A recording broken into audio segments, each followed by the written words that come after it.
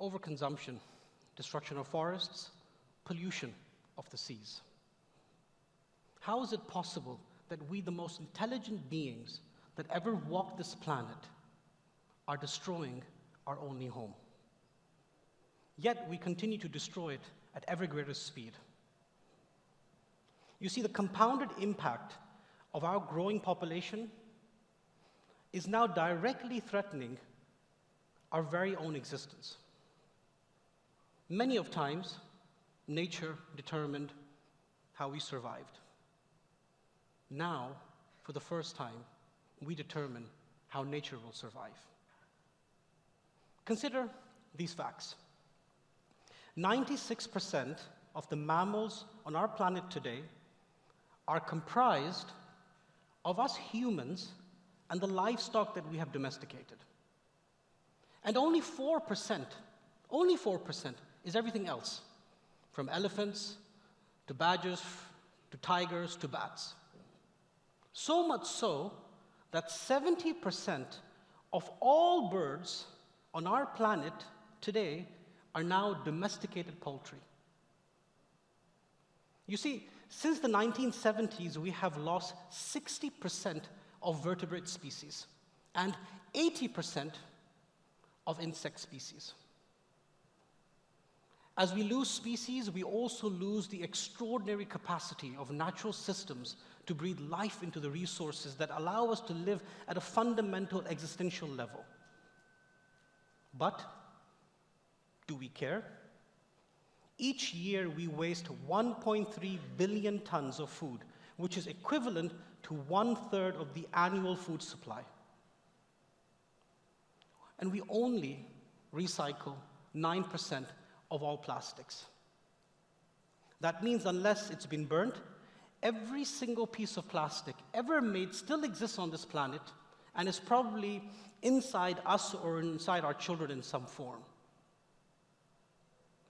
Furthermore, the climate change crisis is interlocked with the nexus of other global crises, like climate refugees, political crisis, and perhaps, most importantly, a collective moral crisis.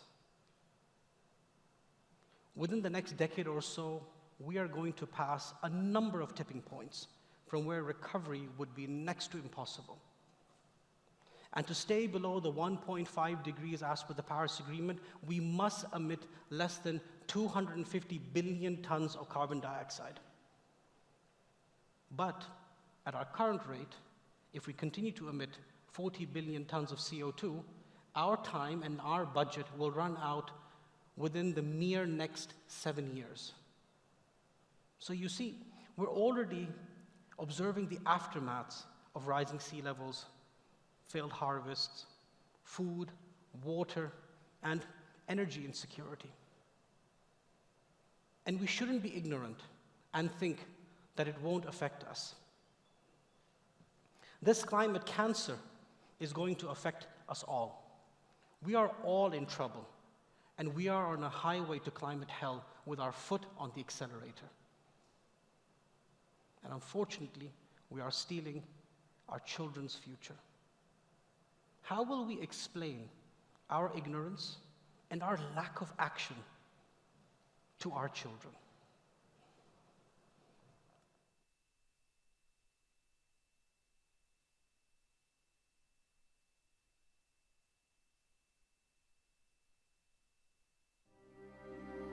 We live the future you have created. You have failed us. Our world is unlivable. Our childhoods stolen. Stolen forever. What happened to your promises? What happened to our future? Our lands are bare. Our oceans dry. The world is burning. The planet lost. Lost forever. You had the means, and you did nothing. Why? Why didn't you do anything? You robbed us of our tomorrows. Our dreams are barren, wasted, gone. Gone forever. Your ignorance has condemned us to days of darkness, a life not worth living. a world without hope. How could you abandon us? Is this your legacy? How dare you be so selfish? How dare you?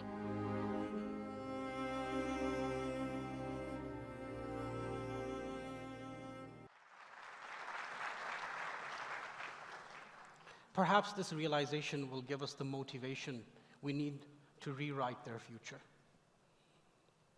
As far as we know, on our planet, there have been 5 major events of mass extinction. Events caused by changes so severe that many species simply surrendered to extinction and ceased to exist. We watch cartoons about some of these creatures and have toys to remember them with. And the hard reality right now is that we're in the midst of Earth's 6th mass extinction. One every bit as profound and as far-reaching as that which wiped out the dinosaurs. Shaista rightly pointed out, this fight for climate change is actually a fight for our survival. It's true, we have inherited an ecosystem that is layered and complex, but it's our ecosystem. It's our home. And the irony is that the destruction of our home comes down to a single number, just a single number, the concentration of carbon in our atmosphere. A single unit of measure that determines global temperatures. And the change in that one number defines our relationship with our planet. This year, the world will evaluate exactly where we stand when it comes to climate progress, thanks to the first global stocktake scheduled to take place right here in the UAE at the COP28. But we already know what the outcome will be. And it's ugly. The world is way off track. And we need a major, major course correction. Whatever happens over the next century will be determined by how we played our cards in this very decade, especially in the next few years. The UAE is blessed with leadership that has actively invested its wealth in the health of its nation. A leadership that has balanced economic growth together with environmental responsibility and put climate action at the heart of the development agenda. So, we are already in the midst of the 4th industrial revolution, which will power millions of sustainable innovations. So we must embrace AI, machine learning, and all the transformative technologies available to us. We must transform the way we work, the way we live, the way we think. As this transformation is not only our weapon against climate change, but also a great opportunity for progress and economic growth. I believe in our lifetime, we will approach the singularity. A new era where we move into the 5th industrial revolution, where man and machine come into unison. And as the world is changing, so should we. So at PureHealth, we are transforming the way we think, the way we look at sick care, patient access, and the overall concept of healthcare. So to ensure transparency of our actions, we have aligned our plans with the international standards of SBTi. And with the science-based targets, I'm extremely excited and proud to say that PureHealth is committing to achieving net zero by the year 2040.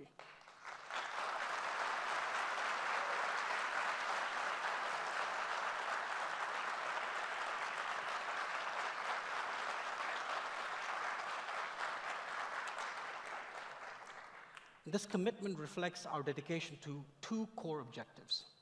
1, the longevity of our planet is critical for the mission, for the longevity of our people. No planet, no people. And 2, promoting and sharing sustainable healthcare practices with all our peers and colleagues through collaboration, partnership, to win this war against climate change.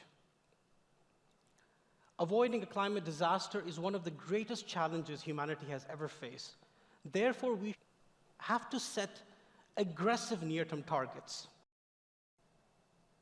Addressing the near-term targets is something which should be shared with everybody, and we at PureHealth emphasize the point that action has to be taken now.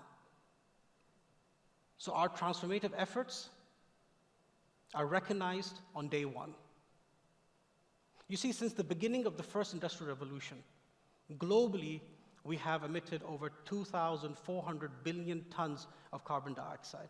And to honor the Paris Agreement, we collectively, and I mean collectively, need to reduce our emissions within a very, very short time span. Which is why at PureHealth we are committing to powering our operations with 100% renewable energy by the year 2027.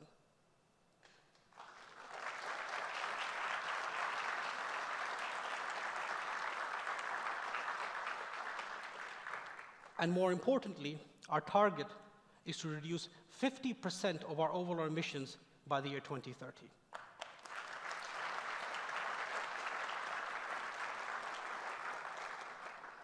I can proudly say that PureHealth is the first and only healthcare company in the Middle East that is part of the United Nations-backed Race to Zero initiative.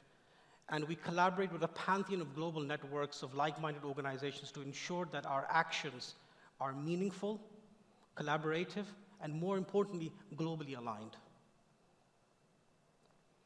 Many of you know that there has been a consolidation of healthcare assets within PureHealth. And that has resulted in all of these assets working collectively towards a single vision of longevity, something that wasn't there before. So our teams have been working tirelessly over the last 2 years to build a comprehensive roadmap, and our decarbonization roadmap unites technology at every aspect of how we work, moving away from the traditional brick and mortar way of delivering healthcare to our vision of taking healthcare to the cloud, delivering care to the edge, personalized to each individual to ensure we keep them healthy and prevent them from becoming sick. I often think to myself, what would the world look like in 20, 30, 40 years from now?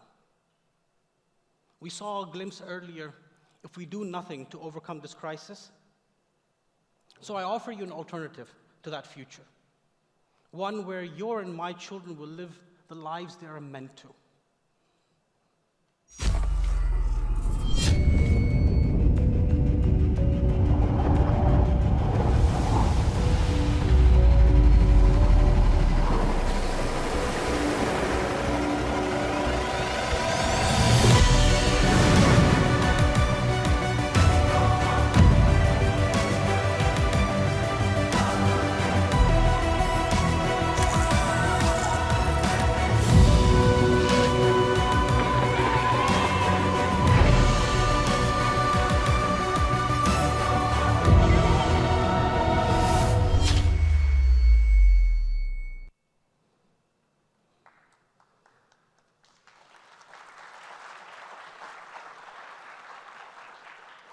You know, there are moments in history when humanity comes together to stand to a common threat.